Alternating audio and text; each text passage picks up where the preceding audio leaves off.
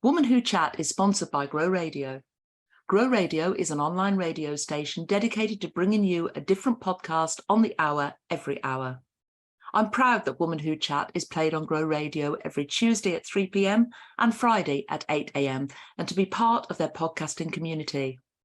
If you want to listen to the station, explore their shows, get your podcast onto Grow Radio, and check out many of the blogs to improve your podcasting skills.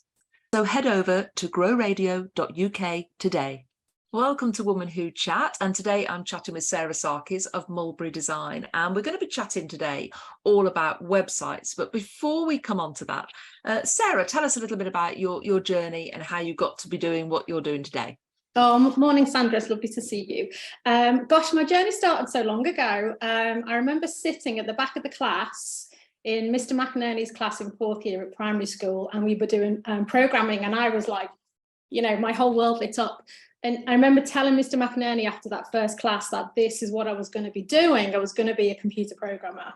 Fast forward a few years, my mum bought me a ZX Spectrum. I was there, you know, writing my own programs, and it just went from there.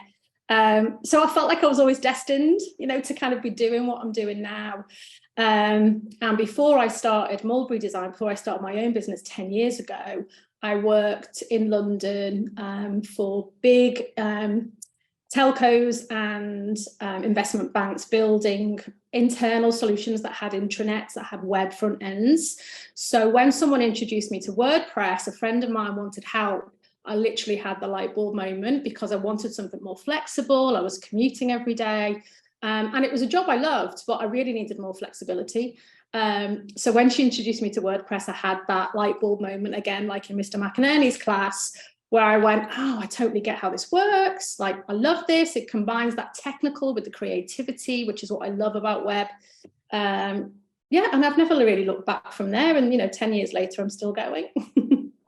Well, you know, and it's not a traditional job for a young person. I mean, you talk about being in at school and the computer programming. Yeah. Most women weren't naturally channeled into tech, to computers, IT. So was it just the whole class was getting the same content and it that moment with you? Were you encouraged, or were you told? It's so interesting, isn't it? I think Mr. McInerney was so progressive. If you think back, you know, this is the early 80s. Mr. McInerney was like, awesome, do it.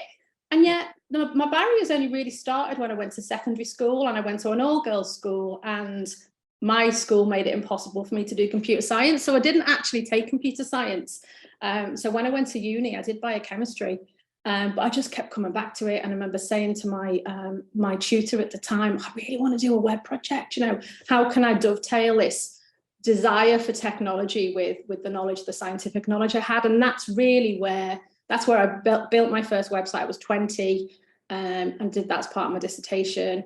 And I entered this whole male-dominated world really with Mr. McInerney on my shoulder championing me. I never questioned it. I never questioned myself.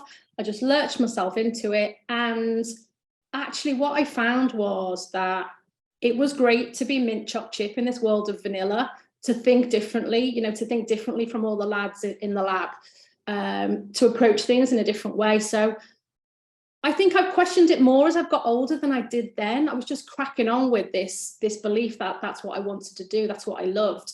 Mr. McInerney thought I could do it, so I did. Oh, 3 cheers, Mr. McInerney. Is he still teaching? Is he still inspiring people? Oh gosh, no, he's passed away now. But honestly, what a great man he was. And yeah, it was for everyone in the class, and that I just ran with that idea. What a great legacy, you know. Yeah. Yeah.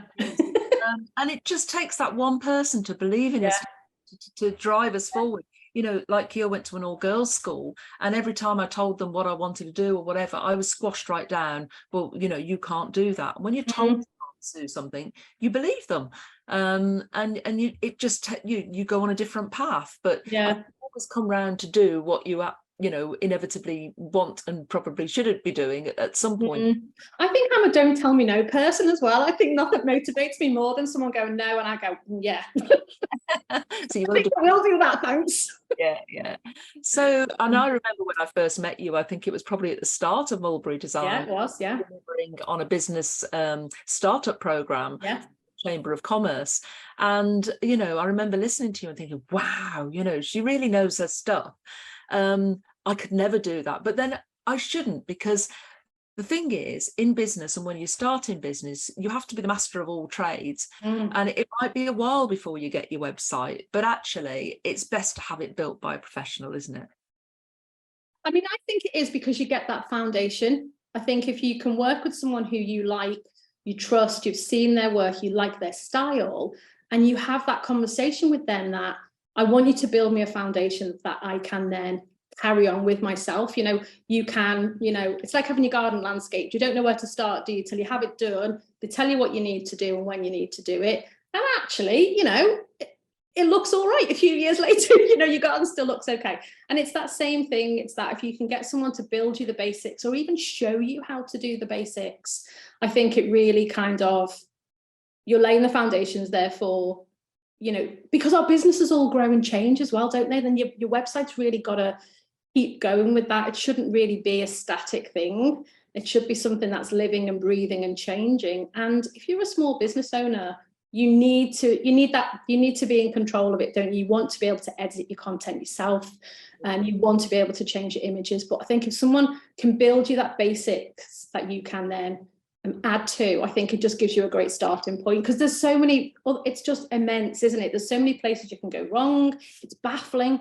You know, it's like walking into John Lewis and trying to pick a wedding outfit. I mean, you know, there's a billion choices, aren't there?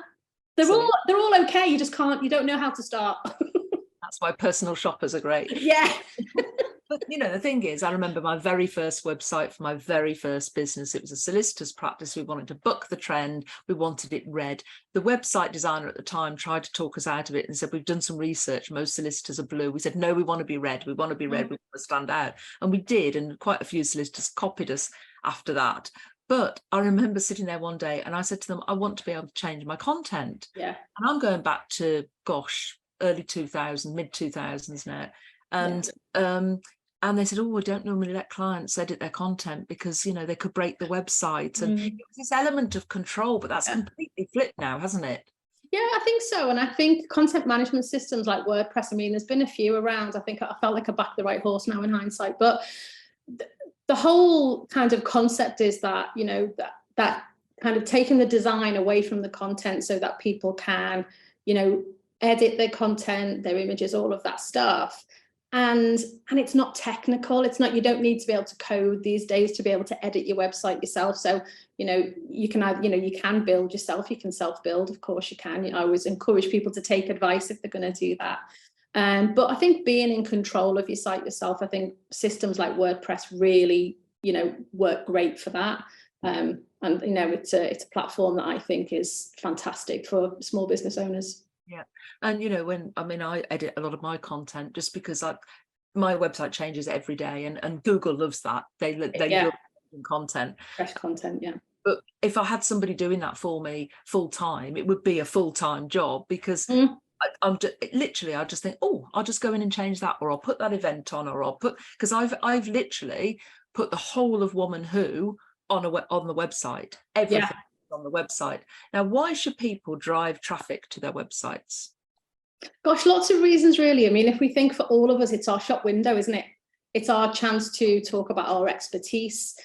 When you start out, it gives you instant credibility. I mean, right or wrong, we all make a judgment when we arrive at somebody's website. We do it when we arrive at people's homes, don't we? We look at their homes and we instantly think about, you know, the life that they live.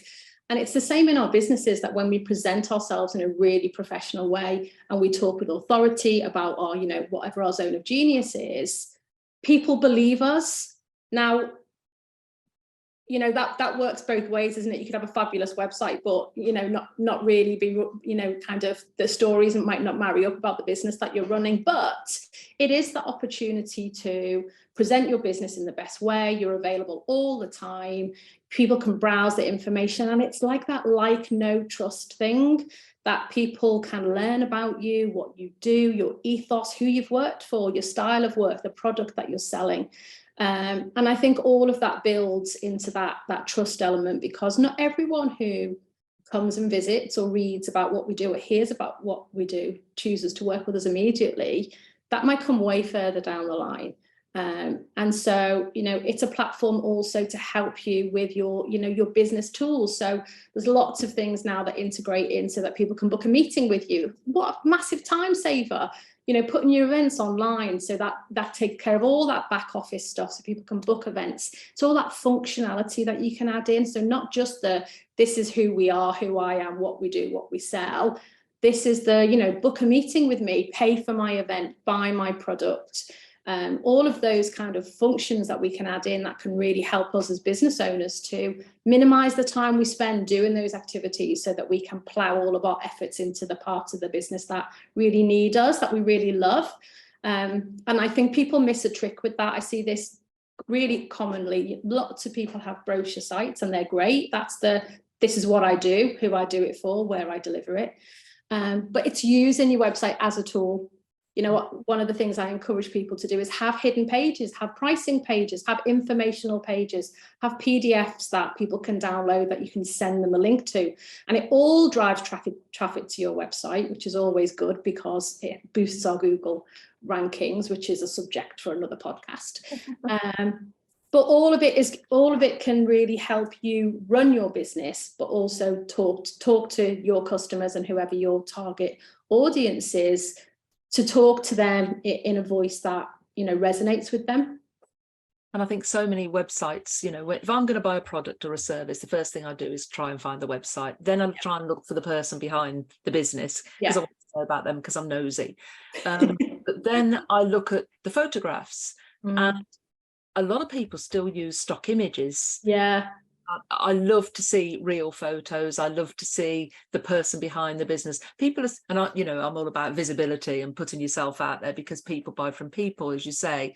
It's about know, like, and trust. But are people still nervous about putting their own images on there, or are they becoming more confident about that now? I think we all do it, don't we? We're so self-critical about our own images, but I think on your website, imagery is everything. I could show you two identical sites with two different sets of pictures, and you would feel very differently. Could be the same content, you'd feel very differently about those two, to those two sites.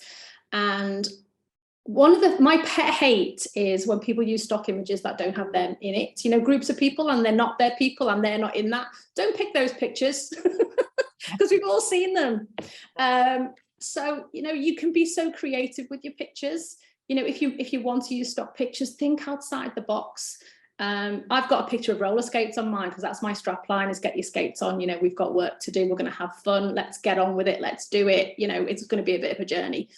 Skates have got nothing to do with web design. I don't have a picture of somebody sat at a desk designing a website. So think outside the box a bit if you're going to use stock images. Don't be afraid to, put your face on there. We want to connect. You can't connect. And it's so much easier to connect with someone who's real, I think. That we don't all of a sudden feel like they're beyond us, that they're too good for us, they're too, whatever it is. Their business is much bigger than mine. How do you know? So images kind of give us feelings which we make decisions based on. And so pick images, take images, don't be afraid to put your face out there and choose pictures which are a bit different.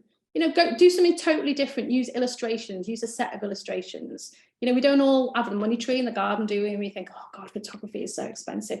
But, I think if you can have a photo shoot and really, milk that photo shoot and really talk to your photographer about what you want, you can actually get some great ones. Take your own, teach yourself how to do flat lays, take some desk shots.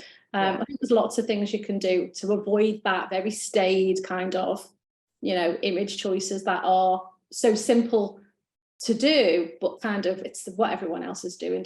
Don't do it. Don't do it, people. Let's talk about startups, because startups, you haven't got much money, and we both we're advising on that startup course for the local chamber.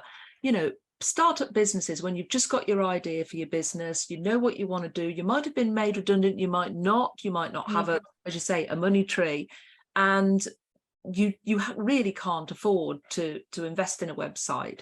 What's your advice for somebody at that stage? Know they want it in the future, can't afford it first of all. What would you suggest they did? Because there is a big jump from to a website, isn't there? Yeah, I mean, This sounds really obvious, but you really want to think right back at that start about what your business name is and what your domain name is going to be. You know, something you can do for nothing is go and bag all of the social media accounts for free that relate to your business name. So mine are all Mulberry Design or Mulberry Web Design, and that costs you nothing. You can go and do that all by yourself.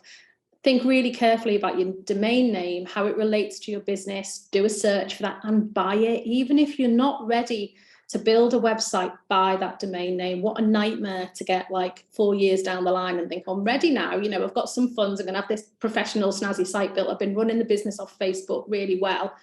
And then it's not there anymore. So buy that domain name and do all the stuff that you can do that isn't related to a website. Get yourself out. You know, I absolutely networked the legs off myself when I started my business.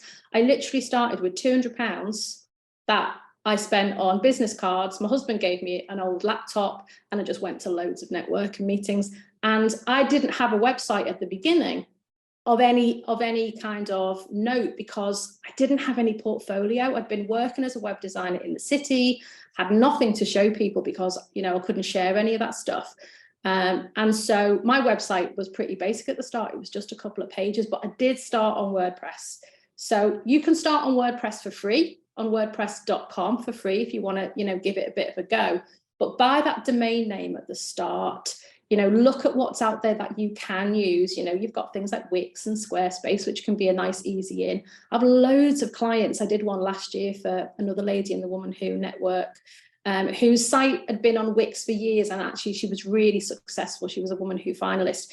And came to me to say, right, I'm ready to move off Wix now, let's go to WordPress. And actually since then we've built her 3 WordPress websites, which she's just running those herself. So start with something that you know you can afford, buy that domain name, get that sorted, and start simple. You know, start simple with just a few pages, a really simple template, a simple website. If you can, you know, you can build it yourself. There's so many resources online. Ask someone else who's done it. You know, how did they do it? How did they approach it? Make friends with a friendly web designer like me who might be willing to give you some advice, even though you're not going to come to work with me. You know, I would do this, you know, and I have people ask me a lot, oh, you know, what shall I do? You know, and I say, buy your domain name, you know, start there, and keep it really simple to start with. And you don't need all the bells and whistles at the start. You know, if you're going to build something, you know, you just need something simple. You know, you need that Ron Seal statement. This is what I do. This is who I do it for. This is where I do it or where I deliver it. This is my product and service. And this is how you get in touch with me. You know, get yourself that domain, get yourself that professional email address. Don't be using Sarah Sparkles 57 at yahoo.com. Like, you know, it looks so unprofessional, doesn't it? And it's such a cheap thing to do, to buy the domain, get yourself an email address. You know, you could be running £1 million business out of a cardboard box with those 2 things. And I always advise people, you know, from a visibility point of view and future proofing, buy your own name, your own domain name. Yeah, absolutely. And so, I mean, I bought sandragarlic.com, gosh, decades ago when domain names first came out. Somebody said, buy your own name. So I did. Yeah. And it sat there. I bet you that, you know, there's a lot of people out there now would love to buy their own name and it's not available because somebody else. Especially if you've got a name which is unusual. I mean, you and I are both in that category that if you search for me, you really only find me. There aren't really any of the Sarah Sarkies, which is amazing from a personal brand point of view. Absolutely. And also domain names are so cheap. I mean, I'm a serial domain name buyer. I've bought all kinds over the years. You know, for like £8 a year or whatever it costs you. That personal brand, and I see personal brands coming through more and more now. People who've had other businesses. I've got one about to go live soon with a good friend of you and I, so you'll see that happen. And she's moved to her name as her personal brand, and I've got another one next week. Same thing, moved totally towards her name as her personal brand. And you know, it's such a cheap thing to kind of buy, isn't it? Leave it there ticking over for when you're ready. Well, I've had my personal domain pointing to my about page on Woman Who for years. Yeah.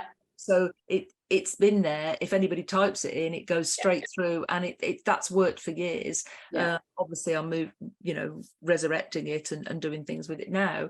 But it's personal brand is people buy into people. Most people research your name, not necessarily your company name. So you need to associate your personal name with your company as much as you can.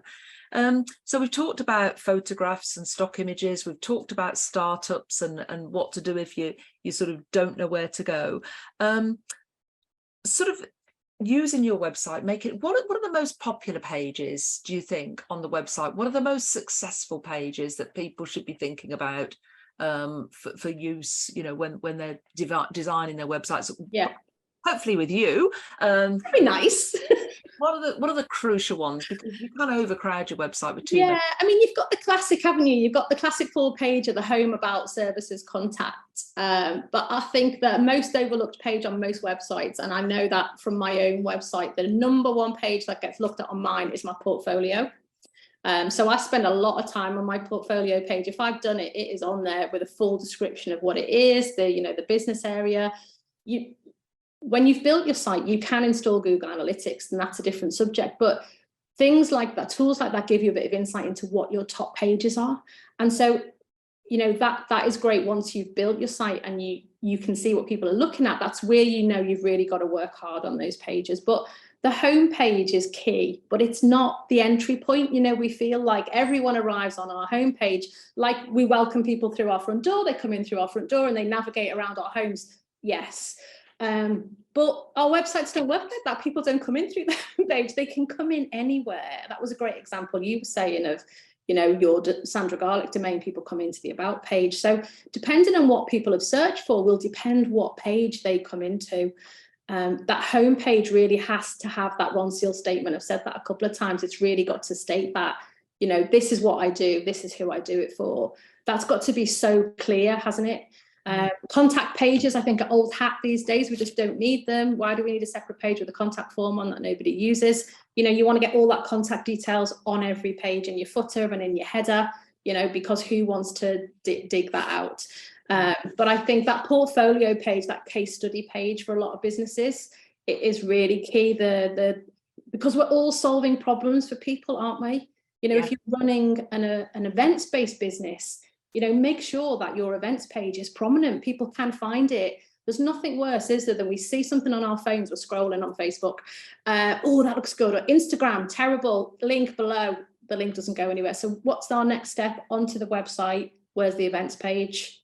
It's that logical thing that says, oh, they're running an events-based business. I'm going to go on there, or a network. I'm going to go on there. I'm going to try and book that. So think about, in your business, what is it you're doing, selling? What service are you offering? Make sure your pages match up with that, because that's where we lose people. Who can be bothered then finding, finding that thing on Facebook again? How do I really go back and book that? How do I find out that information again? And making sure that everything matches up. I see a lot of people, they spend loads of time on their socials. Everything that they're doing is on their socials. This sounds brilliant. I'm going to go and read more. Or I'm going to go and book and do that. And you get to their website and it's this sad, lonely thing with, dust balls in the corner. And that's marry up, so you've got to keep it up to date. It's not a static. We said this right at the beginning. You said it's not a static thing. Yeah. It really isn't a static thing. You've got to constantly feed it, haven't you? You've got to constantly input it with new information. I mean, I've got a blog area on my page. In fact, my very first website that I built myself through WordPress when I was just starting out was a WordPress site, and it was a blog site, and it literally was a blog that I just used to put up until I could afford to start paying for a proper, a website. So it's quite easy. But yeah, it's interesting that some people, they build these shiny websites, they leave it there and then never update it. I've gone back to I've gone on people's websites that you can clearly see they haven't touched since 2019. You've got the blog post, the classic dated blog post from 5 years ago. And actually that person is not out of business. They're probably very busy. They're doing great work. Everyone is raving about them, but their website isn't telling that story. So all these stories need to tie up. And if you're in a business, at the moment, I've worked with quite a few coaches this year, kind of, helping them with their online presence. They've got a lot to say and a lot of expertise. And that's where the blog page becomes really key. You don't want to clutter up your website with all of this talking about all these different areas. So that's when your blog is super important, and your blog's important anyway because it gives you fresh content and something to share on your socials as well. So you've got to really think about the service you're offering, how that ties up with your website, focusing on the pages that are important for you You know, just because someone else has got a massive portfolio page, well, that might not be relevant for your business. Might, you know, your blog might need to be living and breathing. So it's that looking at your own business and saying, right, for me, this is what I need, and equipping yourself with the tools that you need. You know, don't say, oh, I can't do it, I'm not technical. You know, we can all learn, can't we, how to do things, and it's learning how to do those key things, isn't it? So if you're doing events or blogging or whatever you're doing, just, you know, there's so many resources now online. I'm like a DIY nut. Everything I learned off YouTube. And your website is the same thing. There's a lot of resources out there that can really help you kind of, you know, be able to take control of that yourself. Okay. Well, it's been great chatting to you. I always ask my guests to leave our audience with a top tip or piece of advice. What would yours be? Well, a few years ago on holiday, my family and I, we put together our Sarkies Rules for life. So I'm going to share the first one because it applies to business and everything else, which is don't compare yourself with other people. I say to my kids all the time, comparison is the thief of joy. They're like, oh, again. But it's so true. Don't compare yourself. You know, everyone else might be doing vanilla. You go ahead and you do raspberry ripple, whatever you want. You know, just be yourself, be that best version of yourself, and don't compare yourself with other people, because nothing good comes from that. So do your own thing, do it well, and, you know, be yourself. Okay, that's brilliant. I love that. The Sarkies Rules for life. I can't wait to hear what the other. I'll tell you the second one in person one time, because it's got a rude word in it. That could be a whole other podcast as well. So what we'll do is we'll pop all your contact details into the show notes, Sarah, so that people can follow up and get more information, because after this conversation, I'm sure they'll want to find out more and to come to you for their website. So you've shared a lot of knowledge, and thank you for that. And it's been great chatting to you. Thanks, Sandra. It was lovely to see you. All right, take care. Take care. Bye-bye.